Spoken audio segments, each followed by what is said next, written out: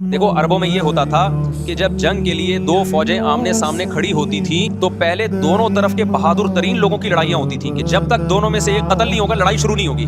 تو آپ کو پتا ہے کہ اس میں بہادر ترین لوگ نکلیں گے نا، جو لڑنا جانتے ہوں۔ مشرکین مکہ کی طرف سے 3 یا 4 بڑے بڑے سردار آئے لڑائی سے پہلے، بدر میں لڑائی سے پہلے، انہوں نے نعرہ لگایا حل میں مبارز، کوئی ہے تم میں جو پہلے ہم سے لڑے؟ یعنی ادھر سے ہم 3 ہیں تو ادھر سے بھی کتنے چاہیے؟ 3 بندے۔ ادھر سے انصار صحابہ آئے، مشرکین مکہ نے کہا لیسو باکفائنا، یہ ہمارے جوڑ کے نہیں ہیں، قریشی ہاشمی چاہیے ہمیں۔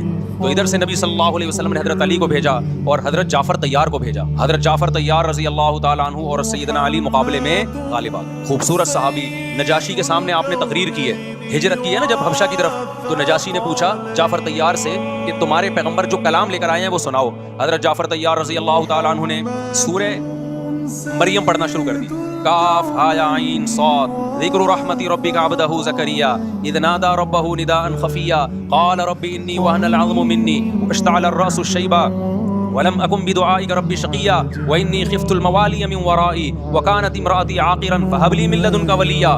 ایسی حضرت مریم اور عیسیٰ ابن مریم کی سیرت کو سورہ مریم میں بیان کیا حضرت جعفر طیار نے کہ نجاشی روتے روتے، اس کی داڑھی تر، اور جتنے پادری بیٹھے تھے سب کی داڑیاں تر ہو گئی روتے روتے۔